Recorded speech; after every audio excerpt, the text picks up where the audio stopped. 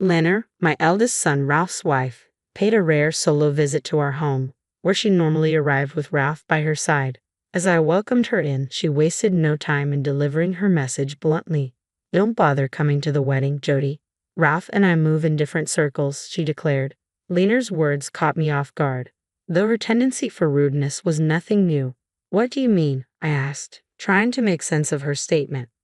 Lena let out an exasperated sigh, her demeanor condescending. "I hate having to explain this to you. I graduated from a top university and work at the prestigious trading company where Ralph also works. You, on the other hand, went to some third-rate college and sell insurance. It's embarrassing to have someone like you in the family," she sneered. Irritated, I responded, "There's no shame in selling insurance, you know." Lena smirked dismissively. "Oh, is Jody upset now? How scary," she taunted. "In any case, the decision is made. Ralph will see things my way," she added, her smile turning malicious. Exhausted, I simply nodded. "I'm Jody, 65 years old, working in insurance sales for the same company since I graduated," I began. Dealing with failed contracts and customer complaints can be tough, but landing a big new contract and receiving congratulations from the sales department makes it rewarding. I continued, "I'm a single mother now. My husband and I had different values and argued constantly. Ralph, our son, witnessed these difficult times. Eventually, the arguments led to the end of our marriage, and despite financial uncertainties, my husband chose not to take Ralph with him. I decided to raise Ralph on my own. Balancing work and parenting through his rebellious phase was challenging, but I managed. The hardworking Ralph I raised recently introduced me to Lena, a colleague he grew close to at work. Today was the day Ralph would bring Lena over. Although Ralph and I lived together, he went out to pick up Lena. When the doorbell rang, there they stood. "Nice to meet you. I'm Lena. Sorry for the sudden visit. I brought you a little something," Ralph's wife said, handing me a paper bag filled with cookies from a renowned department store. "Oh, you really didn't have to go to the trouble." "Thank you," I replied warmly. "It's just a small gesture," Lena modestly replied, but I insisted, "No, thank you for the lovely gift. Please come in." With a smile, I invited Ralph and Lena into our home, and we settled into casual conversation. Lena shared stories of her upbringing, how she and Ralph grew close, and spoke fondly of Ralph's work life. Then she curiously asked, "By the way, what do you do for work, Jody?" "I'm in insurance sales," I replied cheerfully. At that moment, I noticed a fleeting twist in Lena's smile. Was I imagining it? I glanced at her again, but her expression had returned to normal. We continued our conversation and wrapped up the evening. That momentary look on Lena's face lingered in my thoughts. What could it have meant? Since then, Ralph began bringing Lena around more often as wedding preparations took center stage. With my ex-husband absent from the planning, I had to take on tasks my former spouse would have handled. This was expected since he had refused custody of Ralph. There was much to organize: speeches, responses to family inquiries, and more. I needed to start planning my remarks soon, despite my busy work schedule. Lena's increasing visits left me with dwindling personal time, making every moment precious. As I pondered, Lena continued with her questions. Suddenly, she began discussing her wedding dress. "I absolutely must have a bright blue dress with scattered sequins. It will look stunning," she declared. Then she turned to me. "By the way, Jody, what kind of dress did you wear at your wedding?" I hesitated, caught off guard. Ralph should have informed her about my divorce. Before I could respond, Ralph intervened, placing a hand on Lena's shoulder. "It's okay," he interjected. "Even though she's divorced, it's all in the past, right? I could never imagine being divorced. It would be too embarrassing and miserable. But then, Jody, you're practically a stranger to me, so I can't really understand your feelings," Lena added with a laugh. Feeling uneasy, I forced a smile and changed the subject. Ralph glanced at me apologetically, but Lena's expression seemed oddly triumphant. Her increasingly dismissive attitude and constant labeling of me as a stranger troubled me deeply. "Jody's just a stranger, after all," she would say whenever something came up. Ralph would reprimand her, but Lena's unfairness persisted. Perhaps she truly held a poor opinion of me. Her demeanor was deteriorating, and even Ralph seemed uneasy about her behavior lately. I found myself pondering over Ralph's occasional thoughtful gestures when Lena unexpectedly arrived alone. The doorbell rang, and I hesitated, wondering who it could be. To my surprise, there stood Lena, without Ralph by her side. Despite the unease, I welcomed her inside. Immediately upon entering, Lena looked down at me. Jody, our backgrounds are quite different, so please don't attend the wedding, she stated bluntly. I was taken aback by her abrupt rudeness. What do you mean? I asked, my brows furrowing in confusion. I knew Lena had a tendency to be brusque, but this was beyond anything I had expected. Lena sighed heavily. I just can't tolerate your cluelessness, Jody. I graduated from a prestigious university and work at the same top-tier trading company as Ralph. Meanwhile, you're just an insurance salesperson from a third-rate college. It's embarrassing to have someone like you in our family, she added, her expression filled with disdain. I retorted, annoyed. Please refrain from looking down on insurance work. It's not the demeaning job you seem to think it is. Standing up to her seemed to provoke Lena. Jody's upset. How frightening, she remarked with a sneer. Anyway, the decision is made. Ralph will surely side with me, Lena declared, flashing a malicious smile. She had made this decision without consulting Ralph first. I was stunned by her lack of consideration. The notion that a groom's mother would be excluded from the wedding was unheard of. It dawned on me that Lena had been concealing her true nature all along. Exhausted from dealing with Lena, I simply said, I understand, and escorted her out. Privately, I seethed with frustration. Despite my wariness, I couldn't bear the thought of someone as rude as Lena marrying my beloved Ralph. Yet the wedding date was set, only a week away. I pondered deeply, then it struck me, I had an idea. Then came the wedding day. At the reception, Lena's flamboyantly dressed friends greeted guests and collected congratulatory gifts.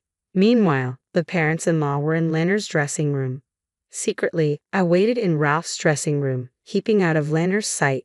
Earlier, I had discreetly provided Ralph with a voice recorder and shared my encounter with Lena from that day. Fortunately, I had recorded it using a recorder I happened to have for work. Upon hearing the recording, Ralph was initially disturbed but quickly grasped the situation. Eventually, he broke down in tears and became furious. For my sake, he decided to call off the wedding and end the engagement with Lena. However, canceling so close to the wedding date would incur a significant fee. Therefore, we agreed to teach Lena a lesson she would soon forget. Finally, the wedding ceremony commenced. Taking place in a restaurant, the atmosphere was more akin to a casual reception. I positioned myself discreetly near an exit door where I could observe without drawing Lena's attention. The host announced the entrance of the bride and groom, and the door opened for Ralph and Lena to make their appearance. Lena's initial smile froze into a puzzled expression as she looked around. Ha, she muttered under her breath. On the wedding day, all the relatives were conspicuously absent. It made sense that Ralph's relatives wouldn't be there. Ralph and I had personally asked them not to attend. But Lena's relatives were also missing. The seats designated for them sat empty, causing discomfort for the parents-in-law who scanned the room awkwardly, clearly perplexed by the situation. Even Lena's friends appeared baffled, whispering among themselves as they noticed two entirely vacant tables.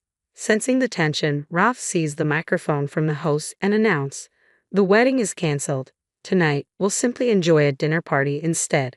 His laughter filled the room. "What?" Lena exclaimed in disbelief. But Ralph wasn't finished with his message to her. Amidst the chaos that ensued, he continued, "Today was meant to be my wedding day with Lena by my side.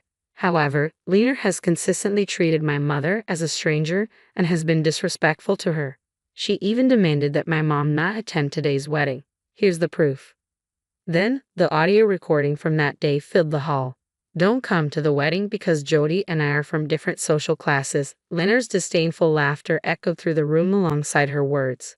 Lena's parents, Hugh and Tiana, seemed shocked upon hearing the reason for my absence from the wedding. They turned to Lena with shaken voices, asking, "Lena, what is this about? Surely this isn't true. You wouldn't say such hurtful things, would you?" Their faces displayed a mixture of confusion and anger as they confronted Lena, who stood frozen in her wedding attire, her face drained of color.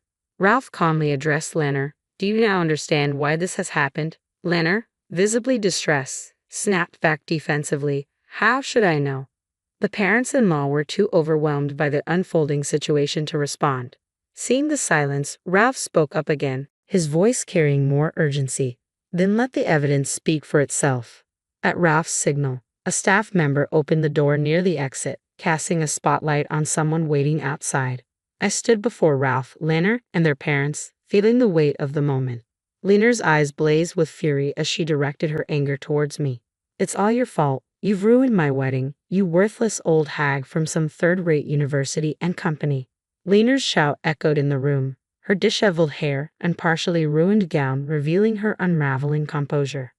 Lena, what on earth are you saying? That's Ralph's mother. Hugh's voice boomed with reproach.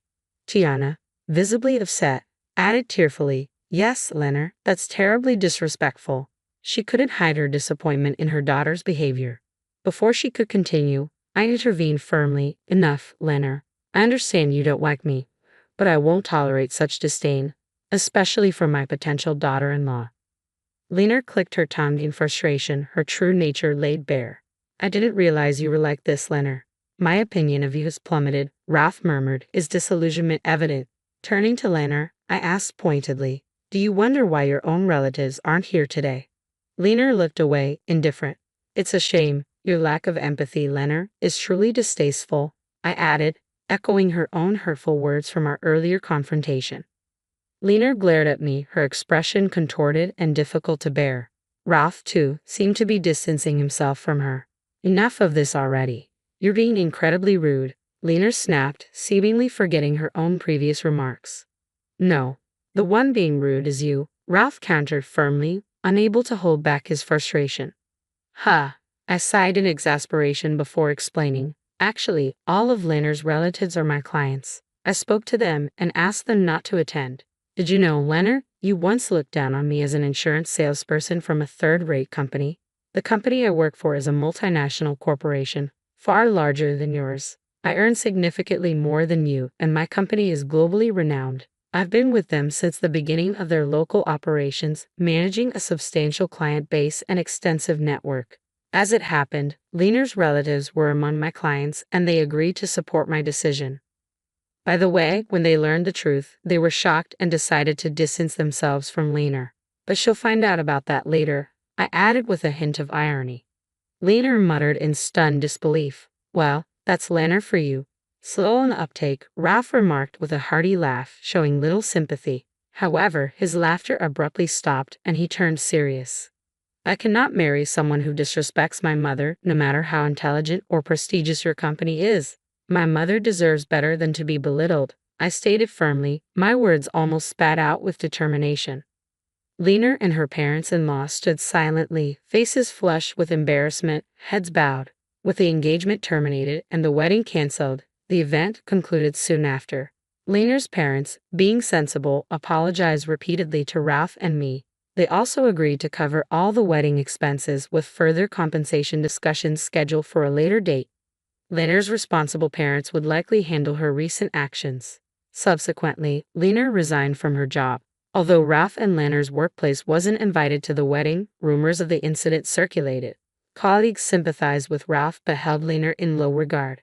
In a workplace emphasizing teamwork, Lena became ostracized. Eventually, unable to endure the constant criticism, Lena resigned abruptly. She left a resignation letter on her desk and disappeared from the office. Before disappearing, Lena approached Ralph, pleading for reconciliation. I want us to get back together, she begged. And I want everyone at work to know I'm not a bad person. Ralph, however, firmly declined. With your attitude, going back to how things were is impossible. She also approached me multiple times asking me to convince Ralph to reconcile, but I chose not to engage with her requests. By now, Lena is likely estranged from her parents-in-law and her whereabouts and activities remain unknown to anyone. Neither Ralph nor I have any desire to seek out information about her. 3 years have passed and Ralph and I live contentedly. We use the compensation money from Lena's parents to renovate our home. Ralph has since married someone else, a nurse introduced by a friend. She is straightforward and fearless, always looking out for me, and I value her honest advice.